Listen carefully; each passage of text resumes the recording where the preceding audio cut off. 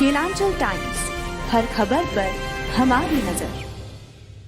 ये अनुशासनहीनता थी, अत्यधिक संकट की स्थिति थी, भ्रष्टाचार का बोलबाला था। Banking crisis was massive and stake was too large. Policy paralysis and project delays, नीतियों की अनिश्चितता और विरोध के कारण घरेलू निवासक विदेशों में जाने लगे। The decade of UPA was a lost decade. नेतृत्व का संकट था, अर्थव्यवस्था रास्ता भटक चुका था। आर्थिक कुप्रबंधन के कारण भारत के विकास की संभावनाओं को अवरुद्ध कर दिया और भारत एक फ्रेजाइल इकोनॉमी बन गया। उपसभापति महोदय, मैं सदन को बताना चाहूँगा कि यूपीए के जो 10 साल थे, that was the most corrupt regime which this country has ever seen. मैं सदन को ये भी बताना चाहूँगा कि यूपीए के 10 साल के कार्यकाल में उनके 7 मंत्री जेल गए। डॉक्टर ए रजा, दयानिधि मारन, सुरेश कलमडी, पवन कुमार बंसल, अश्विनी कुमार, वीरभद्र सिंह, अशोक चौहान, ये 7 लोग जो यूपीए सरकार में मंत्री थे, उनको इस्तीफा देना पड़ा और उनको जेल जाना पड़ा। डॉक्टर ए रजा ये 15 महीने जेल रहे। सुरेश कलमडी जो कॉमनवेल्थ गेम्स के ऑर्गेनाइजिंग कमेटी के चेयरमैन थे, 10 महीने तिहाड़ जेल में रहे। अशोक चौहान जो महाराष्ट्र के मुख्यमंत्री थे, आदर्श हाउसिंग सोसाइटी घोटाले में जो कारगिल के वार वीडियोस के लिए जो फ्लैट्स बने थे, वो सिविलियंस को देने का काम किया। दयानिधि मारन और उनके भाई कलानिधि मारन 2G स्कैम के अभियुक्त थे, इनको भी कैबिनेट से इस्तीफा देना पड़ा। श्री पीके बंसल, इनको रेल मंत्री से इस्तीफा देना पड़ा।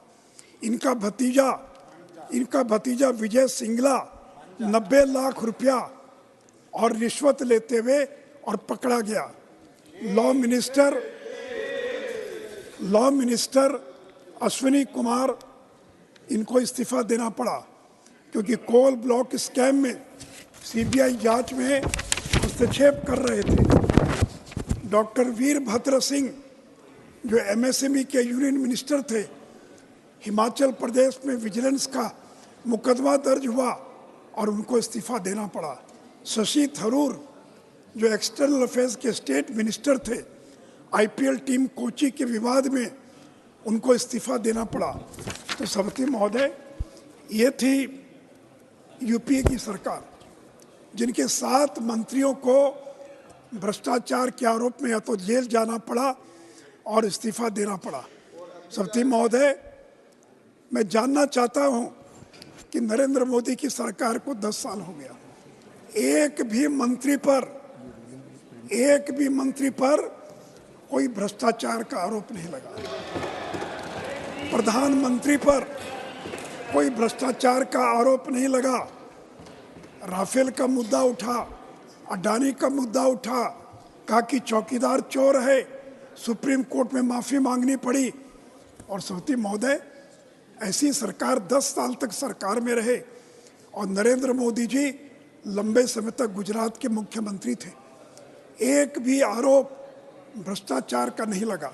और दूसरी ओर यूपी की सरकार, सभापति महोदय, कोयला ब्लॉक आवंटन, ये कोल ब्लॉक आवंटन में इन्होंने नियम बना दिया, पहले आओ पहले पाओ।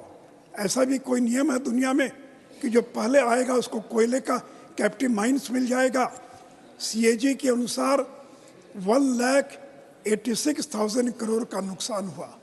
सुप्रीम कोर्ट ने 2014 में ऐसे आवंटन को रद्द कर दिया। 47 मामलों में फाइनल रिपोर्ट सबमिट हो गई, 14 में अभियुक्त को सजा हुई है। और दूसरी ओर जब नरेंद्र मोदी प्रधानमंत्री बने तो कोयले का ट्रांसपेरेंट तरीके से ऑक्शन हो रहा है, कोयले का रिकॉर्ड उत्पादन हुआ है। आज़ादी के बाद 893 मिलियन टन रिकॉर्ड उत्पादन हुआ है। 2014 की तुलना में 57.8% उत्पादन में वृद्धि हुई है। सभापति महोदय, कोयले के कारण जो भारत पावर डिफिशिएंट था, India is become power sufficient country. 2014 के बाद 1,96,000 मेगावाट जनरेशन कैपेसिटी का इजाफा हुआ है। ग्रामीण क्षेत्रों में जहाँ पहले 12 घंटे बिजली थी, अब 20 घंटे बिजली मिल रही है, और अर्बन क्षेत्रों में 23.8 घंटे बिजली मिल रही है। सती महोदय, 2G स्कैम कौन नहीं जानता है। 1,76,000 करोड़ का घोटाला हुआ। जो पोटेंशियल रेवेन्यू लॉस है वो 1,76,000 करोड़ है। नरेंद्र मोदी की सरकार बनी। Please take your seat. Please आप बोले। सती महोदय, nothing is going on record, let him speak please. पारदर्शी तरीके से हुआ है। 5G को दुनिया में सबसे फास्टेस्ट तरीके से रोल आउट किया गया। आज देश के 98% गांव में 5G और 4G पहुंच चुका है। और सती महोदय, जहां यूपी के ज़माने में 2G स्कैम हुआ, वहां 5G के कारण 3 लाख करोड़ सभी टेलीकॉम सर्विस प्रोवाइडर को ग्रॉस रेवेन्यू प्राप्त हुआ है। तो ही नहीं, तो 5G के स्पेक्ट्रम ऑक्शन से सरकार को 1.5 लाख करोड़ का फायदा हुआ है। सती महोदय, UPA decade was a lost decade for telecom. BSNL को बर्बाद कर दिया इन लोगों ने। BSNL जो 2004 में $6 बिलियन की कंपनी थी, 2014 में वो लॉस मेकिंग कंपनी में बदल गई। और जब नरेंद्र मोदी की सरकार बनी तो BSNL को रिवाइव करने के लिए 3.22 लाख करोड़ 3 पैकेज हमारी सरकार ने देने का काम किया, और आज BSNL का रिवाइवल हो चुका है। सती महोदय, कॉमनवेल्थ गेम्स 12 दिन का गेम था और जिसमें 70,000 करोड़ का घोटाला हुआ। और भारत में G20 हुआ, 1,300 करोड़ खर्च हुए, पूरे देश में कार्यक्रम हुआ, लेकिन एक भी कहीं कोई गड़बड़ी नहीं हुई। सती महोदय, हेलीकॉप्टर खरीद में ऑगस्टा वेस्टर्न घोटाला, हॉक एयरक्राफ्ट परचेज घोटाला, पायलटस बेसिक ट्रेनर एयरक्राफ्ट घोटाला। सती महोदय, नौकरी में रेलवे की नौकरी के बदले जमीन लिखवाने का काम। सती महोदय, मैं केवल भ्रष्टाचार पर अगर बोलता चलूं तो इनकी सरकार हिंदुस्तान में आज़ादी के बाद सबसे भ्रष्ट सरकार कोई थी तो यूपी की सरकार थी। सभापति महोदय, बैंकों को इन लोगों ने बर्बाद कर दिया। अर्थव्यवस्था में बैंकिंग की सबसे बड़ी भूमिका है। जब अटल बिहारी वाजपेयी 2004 में पदमुक्त हुए, उस समय अटल बिहारी वाजपेयी ने एक अच्छी अर्थव्यवस्था सौंप कर गए थे। सभापति महोदय, 99 के अंदर सितंबर 2013 में यूपीए सरकार में जो NPA था वो 12.3% पहुंच गया, और कॉमर्शियल लैंडिंग में राजनीतिक हस्तक्षेप होने लगा। और मार्च 2004 में जहां ग्रॉस एडवांस 6.6 लाख करोड़ था, वो 8 साल में बढ़कर 39 लाख करोड़ हो गया। सभापति महोदय, 6.6 लाख करोड़ से बैंकों का लोन बढ़कर 39 लाख करोड़ हो गया। बैंकों को फोन पर निर्देश जाता था, फलाने उद्योगपति को कर्जा दे दो, और बैंक फोन बैंकिंग के बदौलत कर्जा दिया करता था। और आज क्या स्थिति है सभापति महोदय? 2023 में GNPA 4.4%, नेट NDA केवल 1% है, और आज बैंकों का स्वर्ण युग है। This is the golden era of banking. आज सारे पब्लिक सेक्टर बैंक्स फायदे में हैं। 1 लाख करोड़ से ज़्यादा का प्रॉफिट 22-23 में बैंकों को हुआ है। और सौती महोदय, बैंकों को अगर आज फायदा हुआ है तो उसमें भारत सरकार ने 3.10 लाख करोड़ 5 साल में रिकैपिटलाइज करने के लिए और बैंकों को पैसा देने का काम किया है। सभापति महोदय, इन लोगों को मौका मिला आर्थिक सुधार करने का। नरसिंहा राव का नाम लेते हैं, लेकिन 2004 के बाद एक भी आर्थिक सुधार इन लोगों ने नहीं किया। और जब नरेंद्र मोदी की सरकार बनी तो हमने इस देश में जीएसटी को लागू किया, सभी राज्यों को लेकर जीएसटी लागू किया। आपने तो घोषणा की थी कि 2010 में जीएसटी लागू करेंगे। मैं जानना चाहता हूँ कांग्रेस के लोगों से, यूपीए के लोगों से, 2010 में जीएसटी लागू क्यों नहीं कर पाए? और जब नरेंद्र मोदी की सरकार बनी तो 2017 में इस देश के अंदर जीएसटी लागू किया गया। और जीएसटी के कारण प्रति माह 45,000 करोड़ की बचत परिवारों को हुई है, दिसंबर 17 से लेकर मार्च 2023 तक। सभापति महोदय, 2004 की स्थिति और आज 2014 में क्या स्थिति है? आज इन्फ्लेशन नियंत्रण में है, विकास दर 7% से ज़्यादा है, जो दुनिया की सर्वाधिक विकास दर है। हमारे पास रिकॉर्ड फॉरेन एक्सचेंज है, 620 बिलियन यूएस डॉलर का रिकॉर्ड फॉरेन एक्सचेंज है। पहले हम फ्रेजाइल 5 इकोनॉमीज थे, आज हम टॉप 5 इकोनॉमीज हैं। लोगों का भरोसा जो खत्म हो गया था, फिर से एक बार लोगों का भरोसा सरकार में पैदा हुआ है। हम लोगों ने कोविड का सफलतापूर्वक मुकाबला किया। हम लोगों ने सरकारी योजनाओं में छिटपुट लाभ नहीं बल्कि सैचुरेट करने का काम किया। सभापति महोदय, आज डिजिटल पेमेंट में हम वर्ल्ड लीडर हैं। हमने डिजिटल क्रांति की है, खुले में शौच से देश को मुक्त किया है। मेड इन इंडिया का कोविड का टीका बनाकर पूरी आबादी का टीकाकरण किया है। और ये हमारी उपलब्धियां आज देश के लिए मील का पत्थर साबित होगी। सती महोदय, 2004 और अब में क्या फ़र्क है महोदय? इन्फ्लेशन तब 8.2% था, आज इन्फ्लेशन 5% है। इलेक्ट्रॉनिक एक्सपोर्ट्स उस समय $7.6 बिलियन था, आज प्रशांत रो भैया, इलेक्ट्रॉनिक एक्सपोर्ट्स 7.6 बिलियन था, आज 22.7 बिलियन है। एफडीआई तब 305 बिलियन यूएस डॉलर था, आज 596 बिलियन यूएस डॉलर है। तब स्टार्टअप्स 350 थे, आज स्टार्टअप्स 1,17,257 है। मेट्रो रेल तब यानी 2014 में 5 शहरों में थी, आज 20 शहरों में मेट्रो चल रही है। महोदय, एनएच का निर्माण उनके 10 साल में 25,000 किलोमीटर हुआ और नरेंद्र मोदी के 10 साल में 55,000 किलोमीटर एनएच का निर्माण हुआ। महोदय, उनके कार्यकाल में एनएच निर्माण की गति 12 किलोमीटर प्रतिदिन थी और नरेंद्र मोदी के कार्यकाल में it has increase from 12 kilometre to 29 kilometre पर डे।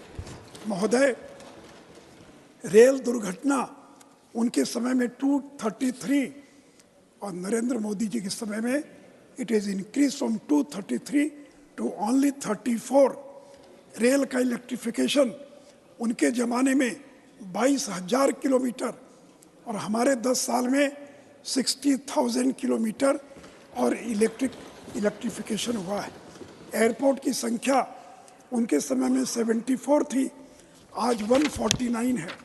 सभापति महोदय, टोल प्लाजा पर वेटिंग लाइन उनके समय में 12 मिनट टोल प्लाजा पर इंतज़ार करना पड़ता था, आज केवल 47 सेकंड टोल प्लाजा पर इंतज़ार करना पड़ता है। मोबाइल ब्रॉडबैंड के सब्सक्राइबर उनके समय में 6 करोड़ थे, आज नरेंद्र मोदी के समय में 24 में 90 करोड़ हैं। मंथली डेटा आपके समय में 2 मिनट कॉन्क्लूड। 2 मिनट आपकी पार्टी के वो समय से और ये समय जाएगा फिर। 1 मिनट और। मंथली डेटा 0.06 GB प्रति माह आपके समय में, और हमारे समय में 20 GB डेटा प्रति माह प्रति व्यक्ति आज खर्च हो रहा है। डेटा का टैरिफ 270 रुपया पर GB था आपके समय में, और आज क्या है 10 रुपया पर GB। मेडिकल कॉलेज 387 था, आज 706। मेडिकल कॉलेज में सीट 51,000 थी, आज 1,08,000 मेडिकल कॉलेज में सीट है। नंबर ऑफ यूनिवर्सिटीज 676 थी, आज 1,168 है। महोदय, नंबर ऑफ LPG कनेक्शन आपके समय में 14 करोड़ था, आज 31 करोड़ है। Number of PNG connection 22 lakh था, आज 1 करोड़ 19 लाख है। ग्रामीण क्षेत्रों में बिजली पहले 12 घंटे थी, आज 20 घंटे से ज़्यादा बिजली है। Number of tap water connection 3.2 crore था, आज 13.8 करोड़ है। और अंत में सत्य महोदय, total number of DBT beneficiary उनके समय में 10 करोड़ था और आज 166 करोड़ है। सभापति महोदय, अगर हम 10वें नंबर से अगर 5वें नंबर पर पहुंचे हैं तो बड़ी मेहनत करनी पड़ी है, तूफान से किस्ते को निकाल कर लाए हैं, और हम विश्वास प्रकट करते हैं जब तीसरी बार नरेंद्र मोदी प्रधानमंत्री बनेंगे तो भारत दुनिया की तीसरी सबसे बड़ी अर्थव्यवस्था बनेगा। धन्यवाद। धन्यवाद माननीय सुशील मोदी जी। माननीय केसी वेणुगोपाल जी, मैं आपको आमंत्रित करूं, इसके पहले आप सबकी सहमति चाहूंगा। माननीय HD देवगौड़ा जी 2 मिनट कुछ बोलना चाहते हैं, तो आपकी सहमति हो तो मैं पहले उनको मौका दूं। माननीय Deve Gowda ji, please speak. Thank you very much for the kind expression made by our honorable member. Sir, I thought the House is going to be closed on 9th, and earlier schedule is for 9th. It was extended for 10th. I have got my family relations, marriage, reception today evening. I must catch the flight. There is no flight available if I miss this flight. That's why I made a request to the Honorable Chairman. Sir, on the white paper issue, Honorable Honorable Finance Minister is sitting here. Yesterday, in Lok Sabha, what you have answered were the issues raised by our other friends on the black paper. I heard every word. I can't sit in the house for 4 hours. You know my health condition. I sat in my house. I heard every word of your good self, answers on all points. You are so strong and your voice is so strong, you hit back all the opposition people who have tried to criticize. I know your capacity, madam, and I don't want to speak on the white paper because the white paper is with me. I have gone through that. Your budget proposals I want to speak. Unfortunately, when chairman called, I was not here. I was unable to participate. Now, the issue which is now again in Lok Sabha whole day is going to be discussed on Ram Temple issue. Prime Minister is going to answer in the evening, according to the information I got in Lok Sabha. Now, I don't want to go beyond some of the points which has been discussed on this so-called the Bharat Ratna issue. Sir, I was a member of the Lok Sabha from 31. I was associated with Chaudhary Charan Singh for 4 years, sir. My family stayed in his house. He used to like me so much because I am a farmer. I was unable to speak Hindi. My wife unable to speak Hindi. But he made me to stay in his house. I have got so much of relationship. What has happened, I know. When he has taken oath as the Prime Minister, he was not able to come to this house. When the agenda was fixed to meet the Lok Sabha, the previous day it was withdrawn. It was such a sorrowful day for me. I know Chaudhary Charan Singh. He is an honest to the core. Honest to the core. How people try to demolish his name, I know everything. I don't want to go beyond that. The book he has written, referred by my young gentleman, I know that. I have gone through that book, I have got that book. I can speak volumes. He was unable to come and sit in this house as Prime Minister. Late Sanjeev Reddy appointed him to conduct the election. I can speak volumes on so many issues. The progress of this country during the period of 10 years, what has been yesterday, madam, made sufficiently to meet the charges made by our other colleagues on black paper. I will leave at that stage. Sir, Swaminathan, first time I met him in Philippines in 1974. I know what is Swaminathan. And I was 10 months. I also took his service for Green Revolution. Narsimha Rao Bagge, I can speak volumes. I don't want to go beyond that. Only on Ram Temple, I will conclude in 4 or 5 minutes. Sir,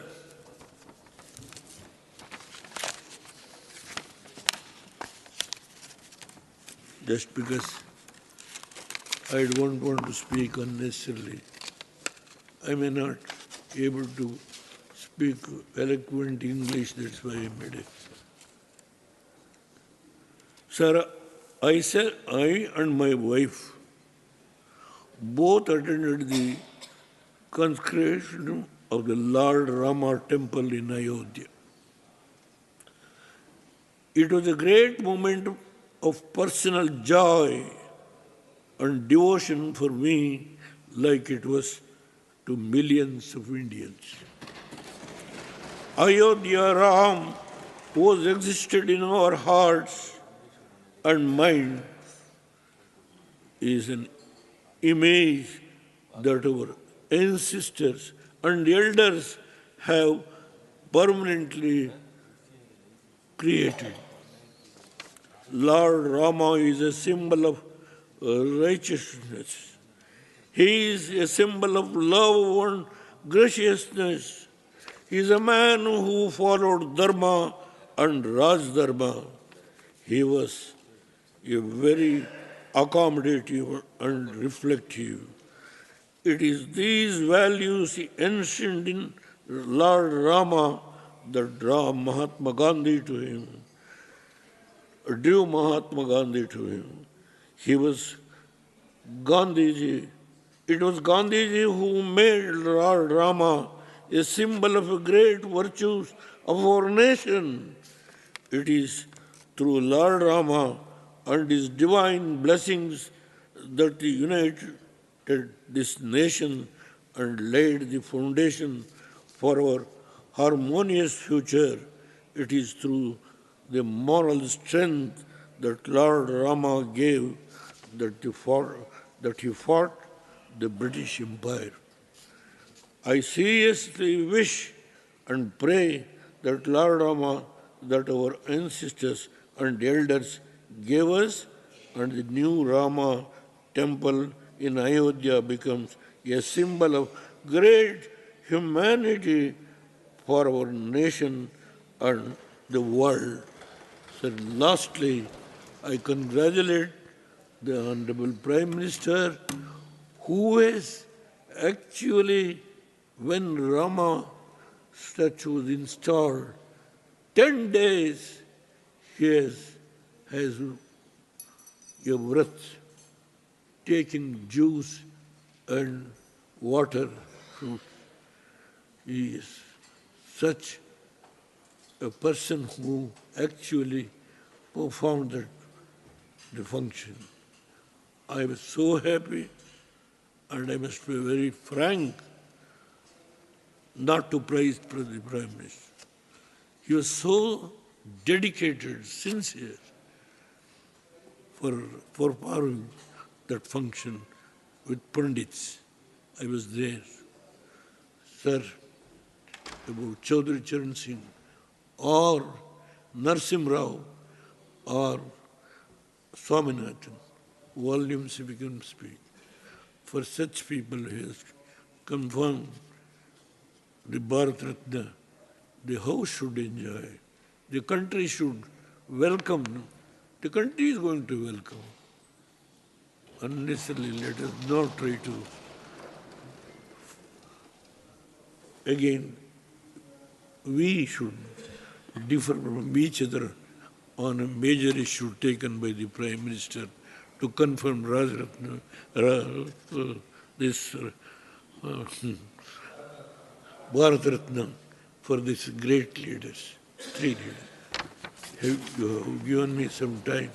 I am grateful to you. Thank you, sir. Thank you, former Prime Minister. Thank you for all the members who allowed me to speak when you called the other media members. I am grateful. Thank you very much. Shri K.C. Venugopal. Thank you, Chairman, sir, for giving me an opportunity to discuss about the so-called white paper presented in this August House. Basically, madam, this is not the white paper. The white paper which totally hide on the dark truth of your economic situation in this country. Every individual, anyway, will be related to economy. When we are buying some commodities in the market, it relates to our economy. When we are using the car, when we use the petrol, it related to the economy. When a person taking a bank loan, to giving that interest of the bank loan, he will be related to economy. Every walk of life, the people will be related to economy. Therefore, it is very much important to discuss about the economy of this country. But when you are introducing a white paper about, I don't know what is UPA period 2004 to 14 or 14 to 24, the word you used, first it seeks apprise the honorable members, I am quoting the objective of the white paper itself. First, it seeks to apprise the honorable members of the Parliament and people of India of the nature and extent of governance, economic and physical crisis, what were bequeathed on this government when it assumed office in 2014. In 2014, particularly 2014, what was the physical situation in that point of time? The GDP growth was the highest on 2014 that year. You are telling it was very shocking for you. I don't understand that at all. Basically, the average GDP growth of UPA era and NDA era you take. UPA is more than 0.75%, 6, and now it is on 5%. And how it be like that? But basically, when you are producing a white paper about your period also, 2-3 major issues should have reflected in that, which is totally lacking. One is basically the demonetization, the so-called demonetization. I searched throughout the white paper. There is not a single word about demonetization. Why is it? Why is it? Just now I'm remembering the speech our Honorable Prime Minister was given in Goa immediately after the demonetization. Entire black money of the country is going to be taken back. And fake currency, entire fake currency, which is circulating in the economic system, is going to be taken back. Why don't you mention about that statistics? How much black money you take back? Entire terrorism will be over. There was that statistics, at least when you are introducing a white paper, we need that about the demonetization. Basically, our Honorable Prime Minister, our then Prime Minister, 2004 to 14, Dr. Manmohan Singh called about it. It is a legalized loot and organized plunder. Certainly it is proved. He told, he predicted there will be an impact of 2% on GDP. It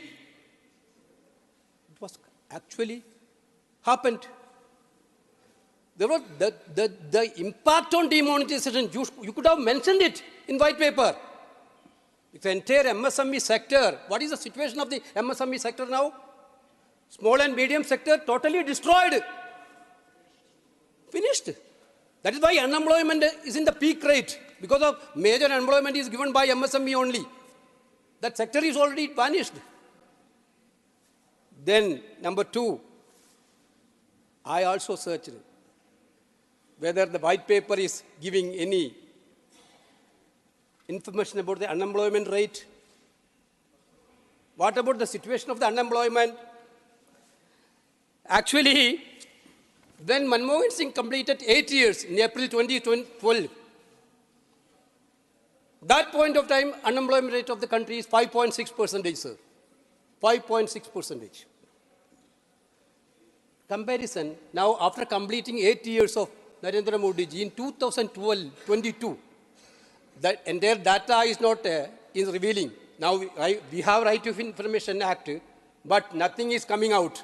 Now information is coming out. But we have an information that in 2022, unemployment rate is about 8%, from 5.6 to 8%, which is less, sir. Why don't you talk about the unemployment in this country, in this white paper? Entire youth of this country is eagerly waiting for that only. When they are going to get employment? Why this situation of the youth now? There is no answer for this. If there is an answer, nothing. Then any poverty, any information about the poverty? When UPA was in power, we brought down 27% of the people below poverty. You have taken out of that 23% to above poverty. Now, global ratings we have. Yesterday, I think Tiruchi Shiva already quoted that. Our position in the global, our hunger index, he quoted about. We are in 111 position, 111. There is no mention about poverty. Sir, I think about when Manmohan Singh ji was in power, our honorable then Gujarat Chief Minister himself told, our rupees are in ventilator. The devalue of rupees. Yes, Manmohan Singh ji's period also, the global economic crisis was there. Rupee has been devalued around 22% one point of time. Now the devalue is around 32%. Where is it rupees now, madam? That point of time which was in ventilator, now where is it in Europe? Yeah? Nothing is there. Then here, not many talks of, sir. Unfortunate, talks happened because of the Bharat Ratna things. Chaudhary Charan Singh, the stalwart of this country, was the stalwart of this country. Narasimha Rao was the Prime Minister of the country. That period, our economy was in a great danger when he took over as a Prime Minister. He made drastic changes through Manmohan Singh ji as a Finance Minister. Of course, I elected from Alleppey, where Dr. M. S. Swaminathan, born in Mangombu, the great warrior of this country. Actually, we completely agree with the point that Swaminathan ji, where we are now in the food security situation, we have to remember Swaminathan ji, who have given maximum opportunity to Swaminathan ji, sir. Indian Council of Agriculture Research Chairman, who made him? Who made him nominated member of this August House? Not only, he deserved it. It is not a mercy to him. He deserved it. He deserved more than it. And Padma Vibhushan, because he is that type of person. We are very happy that giving Bharat Ratna to all these people. We are not against anything. Chaudhary Charan Singh, who made Chaudhary Charan Singh as the Prime Minister? Don't dispute. When you only choose this for political purpose, Congress never used this name for political purpose. That is the only difference. You will use Bharat Ratna for also election. Why otherwise? Why don't you last year? Why you have lost 10 years? Why the last? That's also extended day you are discussing. Actually, our session was concluded yesterday. Okay. I'm not going to that point. Therefore, actually, my point, I'm again coming. This white paper is the paper which hiding dark truth. Yeah, now you are talking about the... Sir, I heard about our Honorable Prime Minister's speech in this House. 1.5 hours he spoke. I am very much glad that out of that 1.5 hours, maximum time he used to attack Congress party.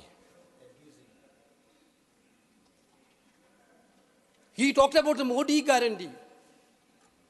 I saw his speeches in Kerala also, Modi's guarantee. Sir, I'm very happy that you are using the word guarantee. When we use the word guarantee in Karnataka, you people thought that there is no meaning of guarantees in this world. Prahlad Joshi is there. When we use in guarantee in Karnataka, what was the communal reaction? But now guarantee is approved. Now guarantee is approved. Everywhere Modi is telling Modi's guarantees. Okay. Therefore, my simple question, sir, when we are giving new guarantee, sir, my simple question is only that, sir, when we are giving new guarantee, we have to think about the guarantee which are given by your Prime Minister to the country. That is what, sir, 2 crore jobs per year. The guarantee given by Honorable Prime Minister. 10 years over, how many jobs you are given? Bringing back black money starts abroad in 100 days. And within 100 days, I will bring back the black money. What happened? Number rupees 15 lakh to every citizen in his bank account. What is happened? Farmers' income will double. What is happened? Achieve $5 trillion economy by 23-24. What happened? 100 smart city by 2022. When you are talking about the guarantees in future, at least do a postmortem of what happened to which guarantee you have given to the country. Nothing is, sir. Sir, my point is this, that the most important thing of a person, which is the most important one of the things, sir. Sir, live happily and healthily. Live happily and healthy as far as possible, as long as possible. Sir, I went through the status of life expectancy in our country now. Actually, the World Bank data is that. Tell me, I'm keen, I'm 70. Exactly, sir. Sir, A child born when Vajpayee ji was the Prime Minister could expect a life to 64 years when Vajpayee ji was Prime Minister. A child born when Manmohan Singh ji was the Prime Minister can expect a life of 67 years, 69 years. Increase of 5 years. But now, what is the status? But a child born when Narendra Modi ji Prime Minister can expect to live only 67 years. 2 years below Manmohan Singh. There is a reason, sir. There is a reason. Where do you get it from? The World Bank status. This is because health expenditure did not increase in the 10-year period. What is the reason? In our government, 1.7 is the total percentage of expenditure when UPA was in power. 1.7% to the health department. We are in same situation. Now also 1.7. After 10 years also, we are spending 1.7% only for health. After this COVID happened, maximum health issues happened in this country. There is no increase in the health budget. That is why the life is coming down. Period of life. Sir,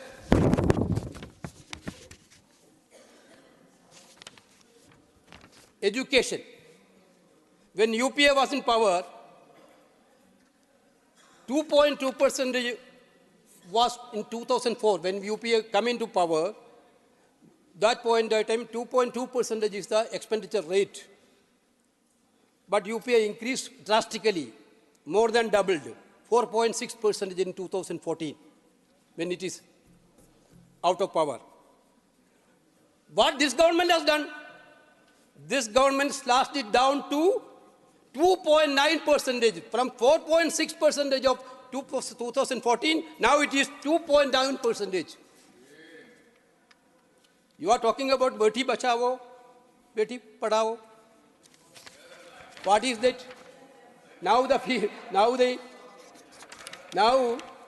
female literacy, you can take the statistics also. When UPA was in power, 1.3% female increases. Now it is 0.6% increase. Female literacy, I'm talking about. You can verify. Sir, major impact. Manmohan Singh government had spent 16% for subsidies for poor people. This government cut the subsidy for the poor people from 16 to 9%, sir. Sir, that is why India gained 9.4 percentage points in Human Development Index during UPA period. Now it has become 0.4%, a very, very low level. Sir, these all things is leading a clear fact that UPA period, we have done a much better job to managing the deficits. The Modi government boasting is there very much. PR work is there very much. Every day they are giving maximum advertisement by using public exchequer. But propaganda mechanism is there, decoration words will be there. But you have to understand the country's financial situation is very bad due to bad financial management. I'm talking about the poor people's situation, living condition. The poor are become poorer, richer are become richer. The gap between poor and rich is increasing. You are only interested to corporate world. Sir, madam, your annexure 2 in the white paper boasts that India's average per capita GDP has grown roughly from $4,000 to $6,000. You are using that word, very cleverly you are using the word average per capita GDP. But per capita GDP will increase, sir, certainly in a developing country like India. But unsaid truth is there, sir. Annual average per capita GDP growth fell from 5.9% during Manmohan Singh tenure to 3.8% in Modi's tenure. In other words, the average Indian people income grew much faster when Manmohan Singh was Prime Minister than Modi's tenure. This is the clear fact. You are hiding that fact. You are using the word only for your purpose. Foreign investment. There is a big boost for foreign investment also in the white paper. What is the real situation? The fact is that net foreign investment was 1.2% of GDP versus 0.8% NTA. UPA is 1.2%, your period is 0.8%. Foreign reserves nearly tripled and exports were 17% of GDP when UPA was in power against 14% of NDA. Simply put, this, sir, foreign investors and consumers gushed over India's economy and products far more during the tenure of the silent and estimable Manmohan Singh ji than during the loud and bombastic Narendra Modi ji's period. You use the words, decorative words, but Manmohan Singh ji do it silently. That period was the golden period for private investment. That is what the situation is showing. Sir, manufacturers are so more confident that period. Data is showing that, sir. Not just private corporators, but even farmers didn't show confidence in Modi's tenure, sir. We are talking about the big things for farmers. Growth in fruit grain production fell from 34% in UPA to 31% in your period. 34 to 31. It is not even the case that domestic stock markets. Sir, I'm only talking about economy, sir. Nothing else is talking. Stock market loved Modi's tenure more. The BSE census grew 13.4% annually during UPA versus 8.2% under NTA. Sir, the job market is depressing, sir, especially for the youth. The Center for Monitoring Indian Economy notes that the unemployment rate in the age group 20-24 years, the crucial period, was 44.5%. 44.5% of the age between 20 and 24 youths are unemployed, sir. In the October-December 2023 status, for the age group of 25-29 years, it was 14 months high of 14.33%. Sir, this is the situation this country is facing. Then you are bringing this white paper to abuse UPA period, where, can I ask a question to, I am concluding, sir. 2004 to 14, we have been right to education. We have brought right to employment. We have brought right to information. We have brought right to food, security. There, can Nirmala ji enlighten us? Which is the flagship program of Narendra Modi government, like a Manrega in this country? Which is a game changer. Our Prime Minister told about that this can be, keep it as a memory. Then he changed later. The UPA period, 2004 to 14 was actually game changer like this, Manrega, right to information, right to food, everything. You want to take it as a period. Then you are talking about the corruption. Somebody is talking about the corruption. If you are very much sincere to the corruption, why are you scared about the CAG report of your government, sir?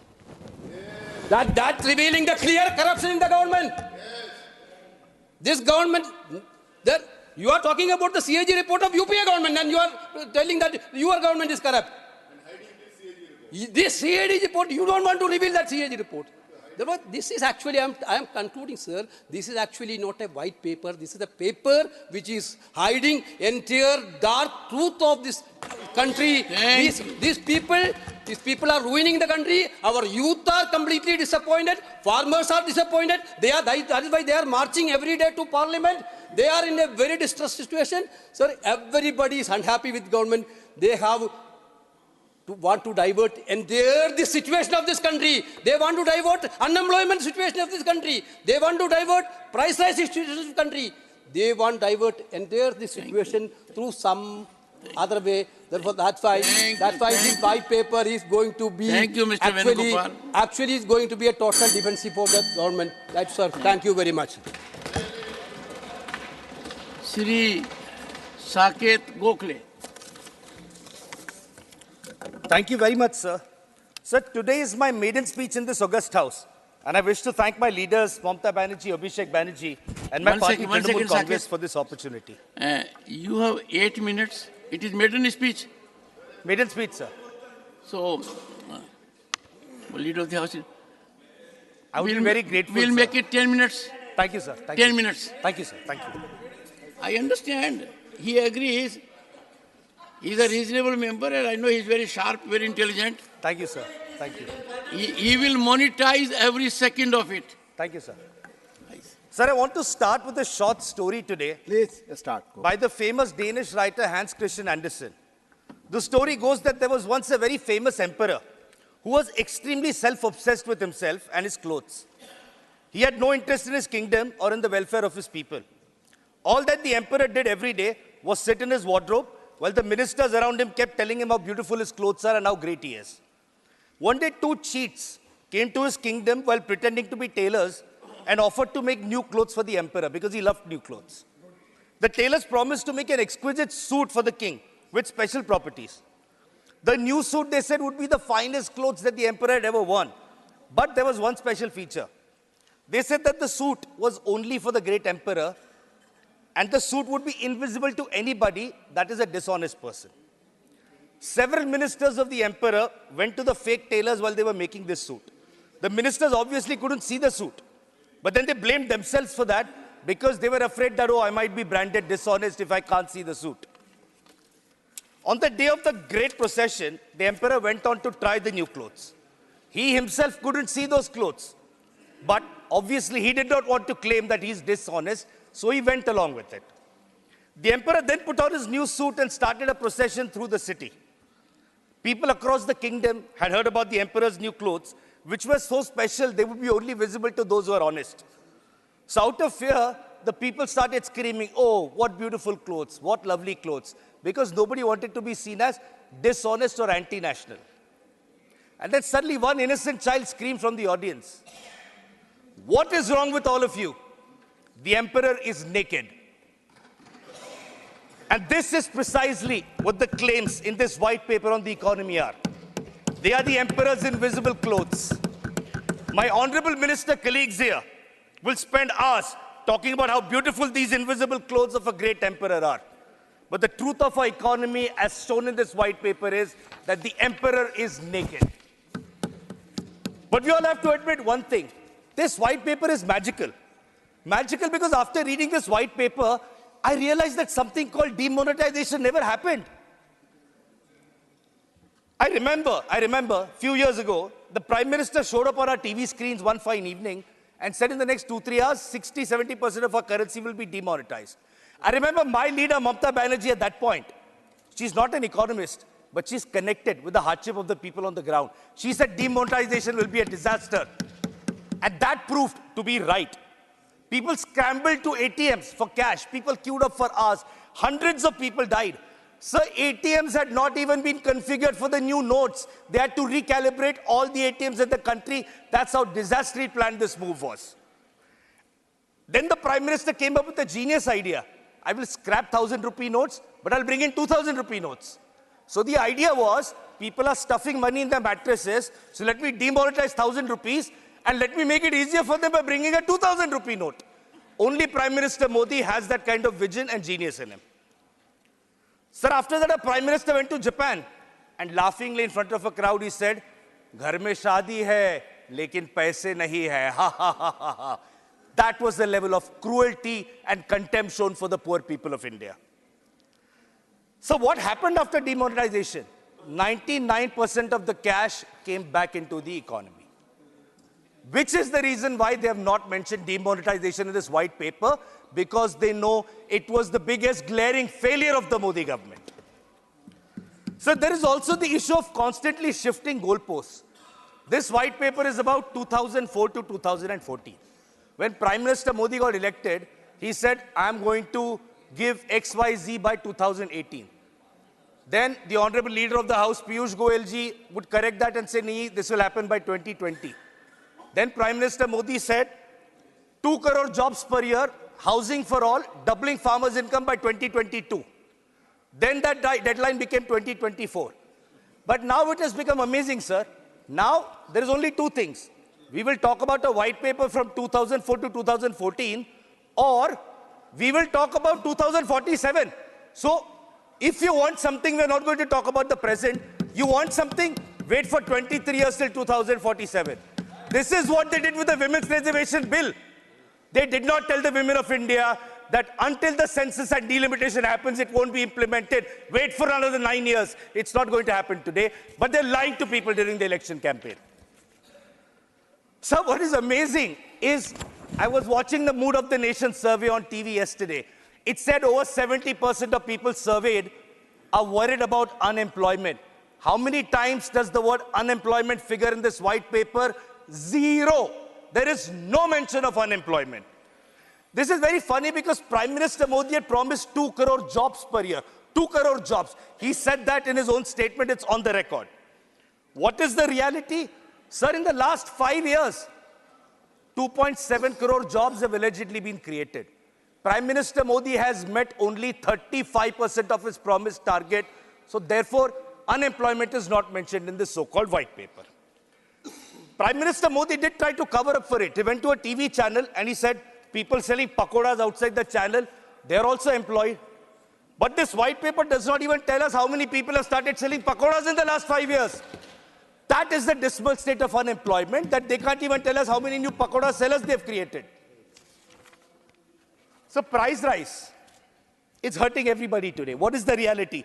Increasing prices of fuel and food items are breaking the back of the poor and the middle class. People of India are having to use up their savings every month just to pay the bills. So one statistic, one figure, as of last year, household savings of India are the lowest that they've been in the last 50 years. Then, my favorite part, sir. PM Modi said in 2015 that black money will be brought back from foreign countries, which will be equal to 15 lakh rupees in everybody's bank account. Then later, Mr. Amit Shah came and taught us a new word. He said it was just an election jumla. So a new word was added to a dictionary that this was a jumla. Prime Minister Modi also claimed categorically that black money brought from foreign countries would be distributed to the salary class and those who honestly pay taxes. I want to ask through you, sir, to the citizens of India, how many honest tax-paying citizens have got even 1 rupee of that black money in their account in the last 10 years? So in fact, 10.57 lakh crore of loans have been waived off. A big chunk of these loans came from fraud businessmen who were once very happy with Prime Minister Modi. These frauds took up loans, defaulted and left the country. What is more shocking is that central agencies like CD and EBI have not been able to bring these people back or these funds. But these agencies are busy going after opposition leaders. So 95% of cases against politicians by the ED are against opposition politicians. That leaves 5%. You know these 5% are?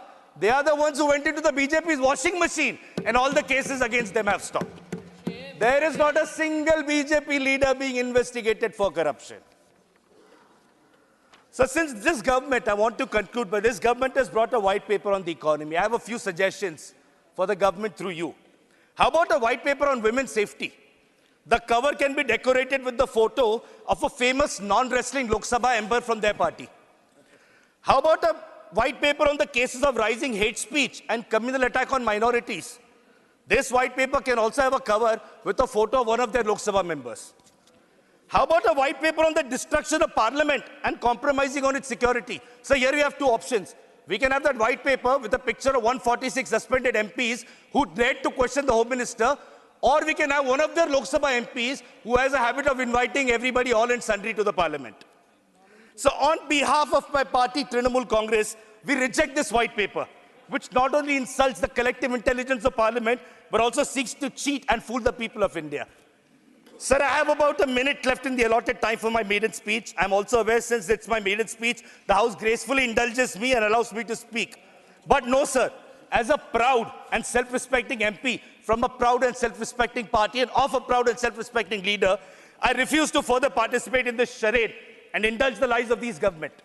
With the promise that the people of India will give the BJP a befitting answer to the lies in this white paper and to the Modi government in the upcoming elections, I and my party, Trinamool Congress, will now walk out of the house in protest. Thank you, sir. We walk out. Dr. Amar Patnaik ji, 6 minutes, sir. After Dr. Amar Patnaik. This is the list that has been mentioned here. The list, I am following the list, Tiruchi ji. Dr. Amar Patnaik ji. This is the list I am following, Tiruchi ji. Dr. Amar Patnaik. Thank you, Chairman, sir.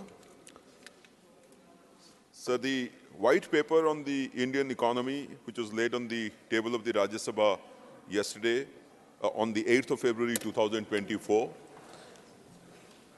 lays out the various macroeconomic fundamentals based on which India will sustain its current economic growth and lead towards a $5 trillion economy and then a $7 trillion economy and would soon become the third largest economy in the world. So the fundamentals are very strong, as is evident from the fact that the deficit has been consolidating. The trajectory of a glide path is welcome. Tax collections much higher than previous years. Gross tax revenues as a percentage of nominal GDP has been improving. Direct and indirect tax collections have been increasing, resulting in a decline in fiscal deficit.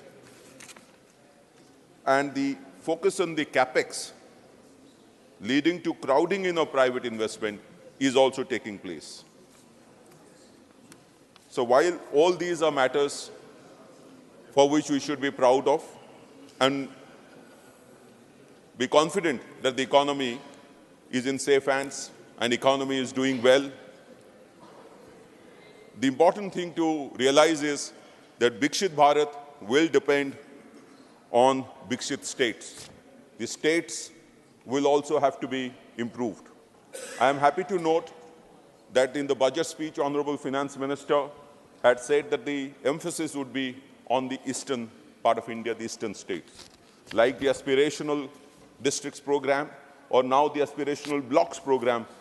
These states are the aspirational, these are the states which will going to be the powerhouse or powerful economically for the country if they are nurtured properly.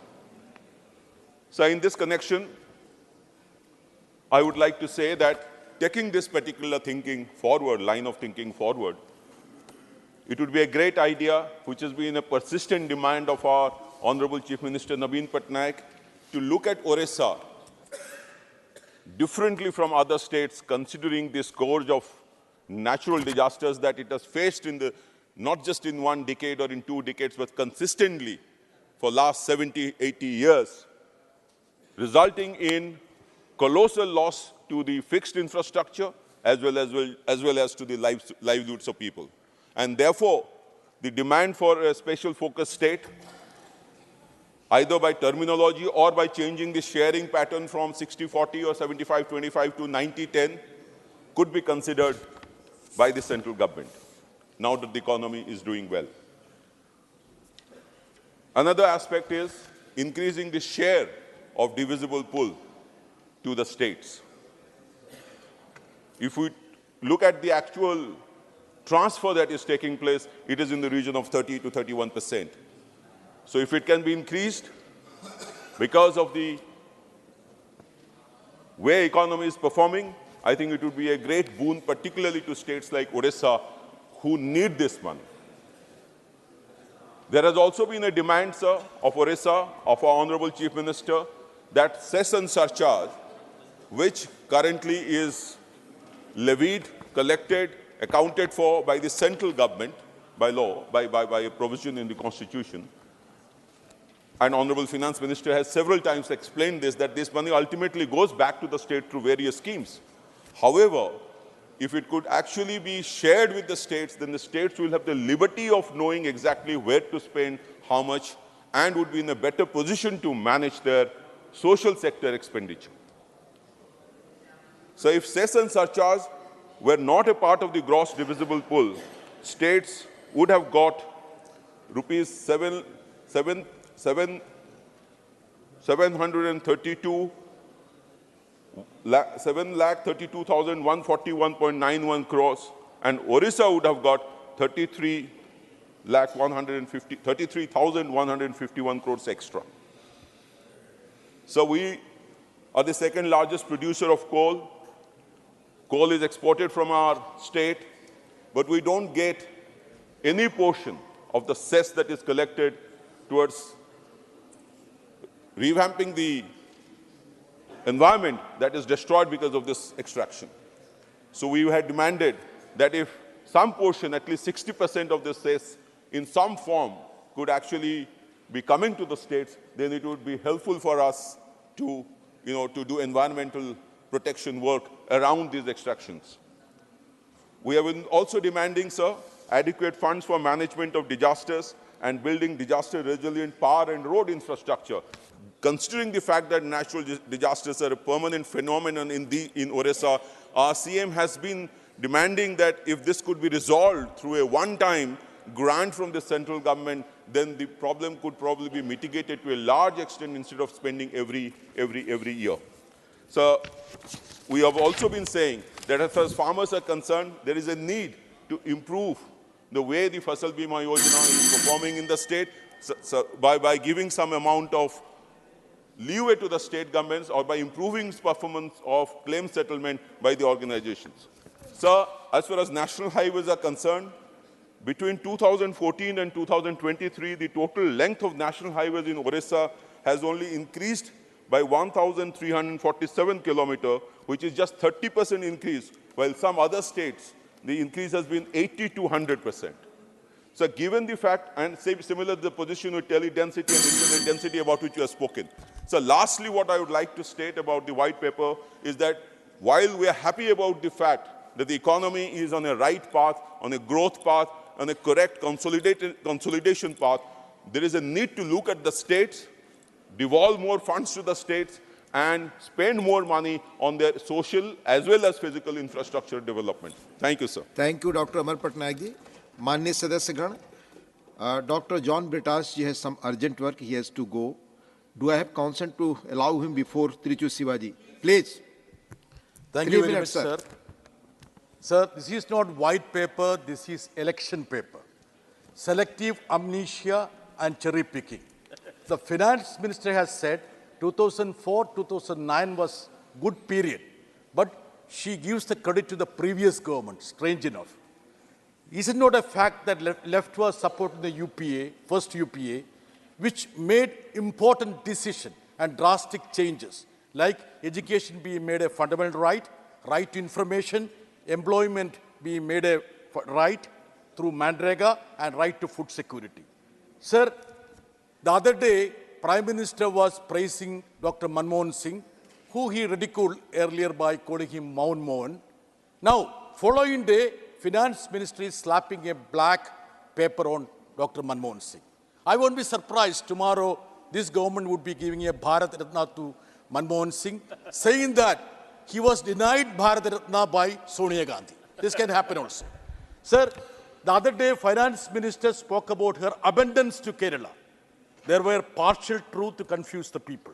On one count, she says that crisis being faced by Kerala, getting its share reduced from 3.8 to 1.92 was on account of Finance Commission. On the same breath, she says that she provided so much of revenue deficit grant. And was it not Finance Commission's grant?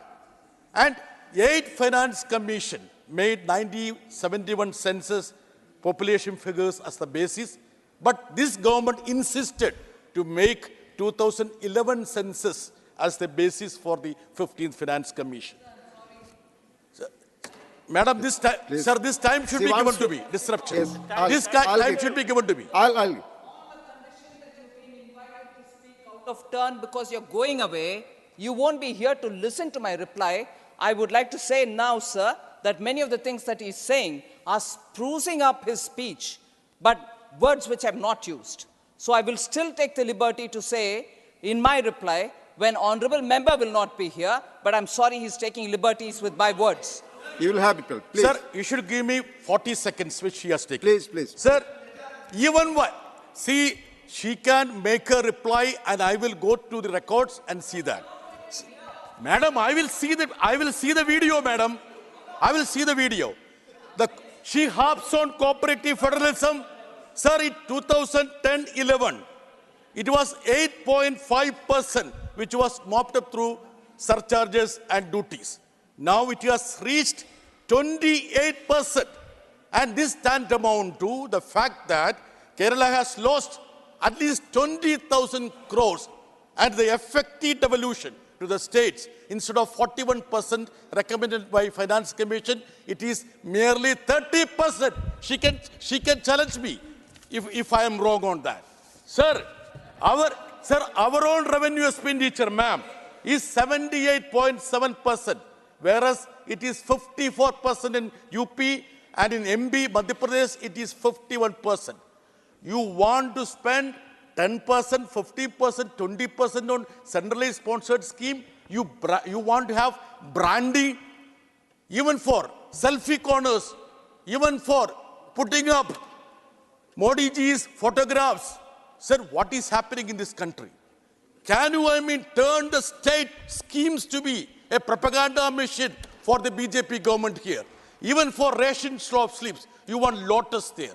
Parallelly, instead of supporting the PDS, they are distributing Bharat, Atta, Dal, everything, bypassing the state. Even then, they claim that they are on the path of cooperative federalism, sir.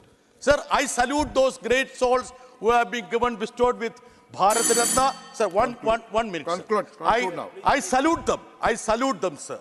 Sir, when they are pelting, I would say, bullets on the Kisans, they will talk in terms of Bharat Ratna to a Kisan Put.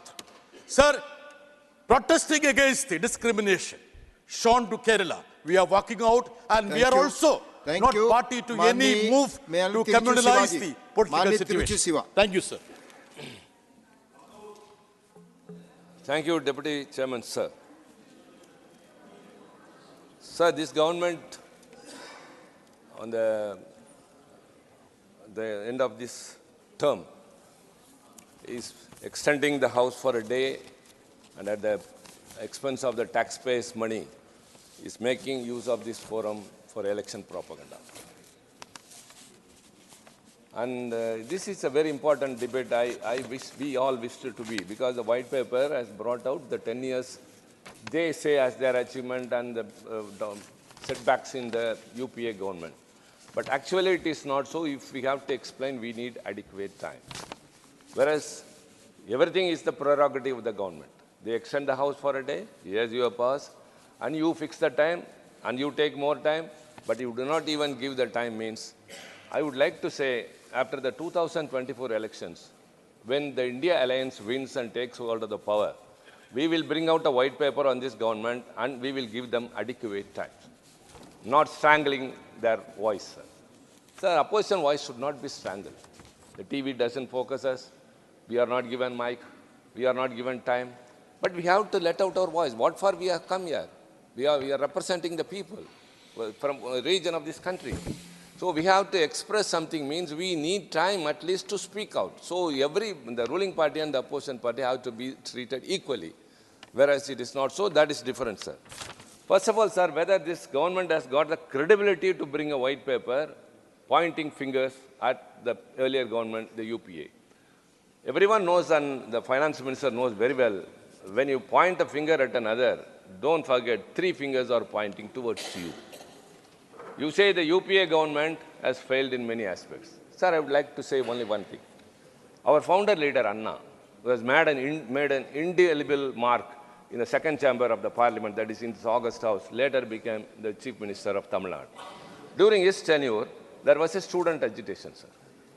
The student agitation mounted much, and the police came that we are not able to control them and we need shooting order. The chief minister refused. They said, sir, they are going to the railway station to set fire to the railway compartments. Which got great damage. But Anna, the chief minister, said, don't do that. If they burn a rail compartment, I can build another railway compartment. But if you shoot a student, I cannot bring back his life to his parents and cannot give. That is the real gesture of a leader, sir, and the responsibility. May I say, sir, this government has brought a white paper, let them say it. Because of the hasty form laws which were enacted in this parliament, when the house was not in order, later revoked because not having applied their mind, took away 700 lives of the farmers. Only during that agitation. Because of that farm bills, many were agitated and 700 farmers died, and the responsibility, rather the credit goes to this government. And hundreds of people died before the banks when they stood in the line to change the currency notes. When the demonetization came, the credit goes to this government. And hundreds of migrant workers, because of just 4-hour notice when the first lockdown was announced, the migrant workers were strangled, they were strayed along, and hundreds of migrant workers died, sir. The credit goes to this government. Sir, I want to stick to only 2 points. Number one is agriculture, because I have started with agriculture. What happens is, the insurance companies, under PM Fasal Bima Yojana, I think I am right, Fasal Bima Yojana, have made a profit of 40,000 crore, while according to National Crime Record Bureau, in 2022 alone, India saw 11,290 suicides in the farming sector. Of these victims, in 2022, 5,207 were farmers and 6,083 were agricultural laborers. And take, for example, the GST. The budget support for the agriculture is coming down for the past 2 years. And GST for agricultural items, agricultural equipment is 12%. Tires and other parts for tractors, machines for processing and milling cereals or vegetables, 18%. Fertilizers, 5%. Pesticides, 15%. Fertilizer subsidy has been reduced by 13%. So spending on agriculture is only 2.67%. So this government is not taking care of the agriculture, sir. India is basically an agriculture sector. I would like to say again, this country withstood the, sir, right time, I think I should say that the GFC, which the white paper itself has told about, the global financial crisis in 2008, when the whole European countries, when America was just 0.8 in GDP, and UK 1.7, Germany was 1, Japan 1.5, France 1.4, Canada 1.9, India was 8, sir. That is UPA 1. UPA 1, the GDP was 8. When the economic recession took away the whole of the Western countries, India withstood only because of the agriculture sector, because of the public sector undertakings, because of the MSMEs. All these sectors are being suppressed nowadays, sir. CPSUs are being disinvested, which are all profit-making. MSME, which contribute 29% to the GDP, provides 10 crore employment, and 45% export is being not taken care of. Sir, only 1 minute, I would like to add one more thing. And unemployment, everyone told that this government, which is in power now, during the elections, was assured, everyone told that every year 2 crore employment will be generated and given, but it was not given. Whereas, unemployment in 2012 was 1 crore. Now it is 4 crores. It has increased. Whereas instead of giving employment, unemployment has soared up. During UPA, 75 lakh non-farm jobs every year were created. In this government, only 29 lakh non-farm jobs every year. Sir, 1 in every 3 person is running for a job unsuccessfully. 2 unemployed persons commit suicide every year. And very importantly, sir, 75,000 posts are vacant in central government offices. And 30 lakh positions are estimated. Thank you. Sir, 1 minute, sir. That's why I said it's very important. It's already debate, 1 minute you have taken. Time again strangles our throat, sir. Mr. What I am talking about is the youth in the country. Let me intervene. You are a very senior member. You know that this discussion takes for Why 2.5 should hours. we take it in a short duration discussion? Please, short duration discussion. Why should we take it in a short duration discussion, please, sir? Please finish. Please finish. You know It this should be time given and more rules. time and discuss. If at all they're very clear about themselves, Please they should conclude. give time and listen to us. Please. Up to 30 lakh positions are estimated to exist in government positions across India, not filled in. These are the situations in the country. Sir, Indian Railways have fallen from 17 lakh to 11 lakh employees in 2023. Number of vacancies in PSU have fallen, workers have fallen from 17.3 to 14.6.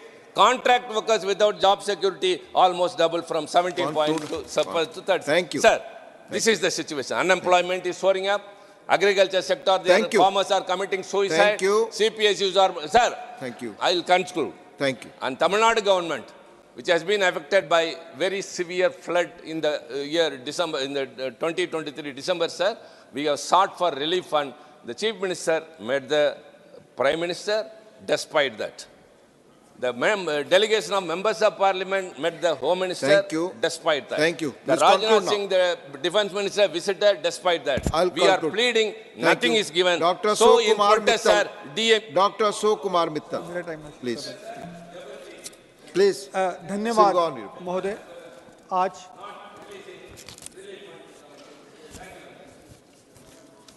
धन्यवाद महोदय.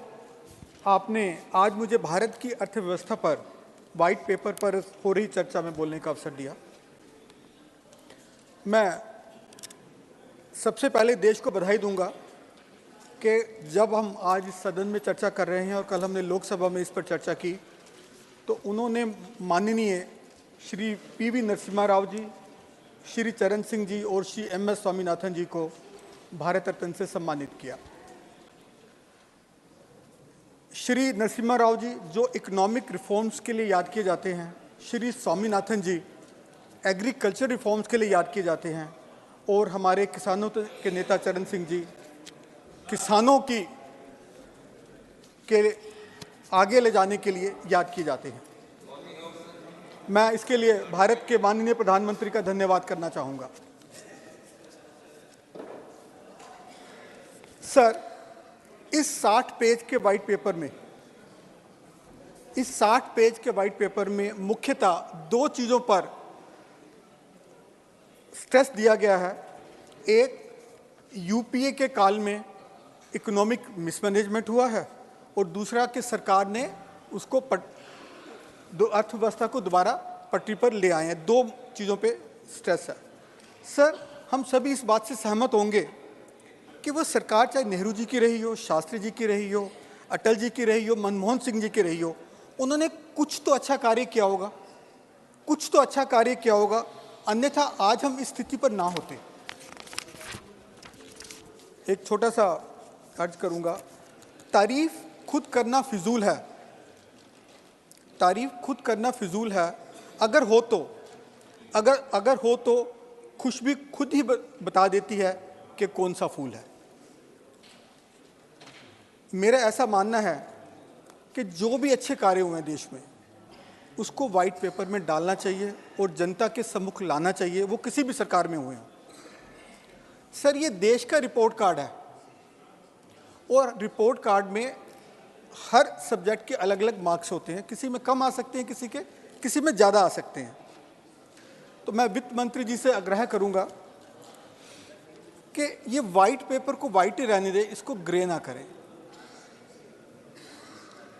Sir, मैं कल जम्मू कश्मीर के bill पर बोल रहा था, और जो भारत सरकार ने या वहाँ की सरकार ने जो जम्मू कश्मीर में अच्छे कार्य किए, मैंने उसकी तारीफ़ की. माननीय मंत्री जी ने इसका संज्ञान लिया और अपने जवाब में कहा कि हमें ऐसे ओपोजिशन लीडर्स चाहिए जो सही को सही बोलें और गलत को गलत बोलें. सरकार ने अच्छा काम किया तो उसकी तारीफ़ कर रहे हैं, इसके लिए उन्होंने खुशी का प्रगटावा दिखाया.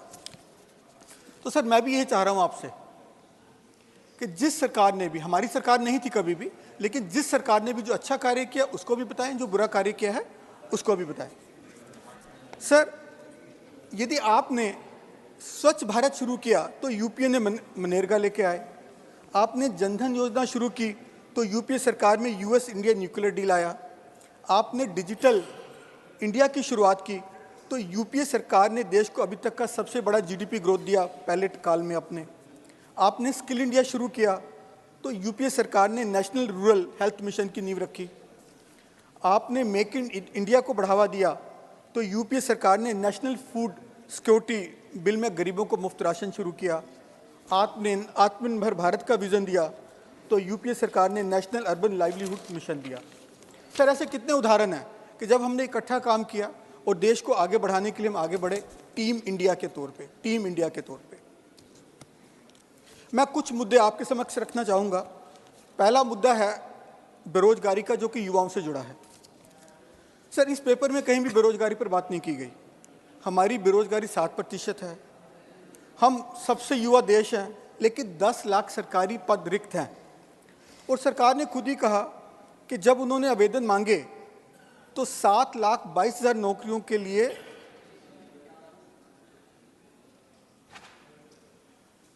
22 करोड़ आवेदन आए। 7 लाख नौकरियों के लिए 22 करोड़ आवेदन आए, ये हमारी हालत है। प्राइवेट सेक्टर में भी मास लेआउट्स काफ़ी हो रहा है। जनवरी में भी 30,000 लोगों को निकाला गया।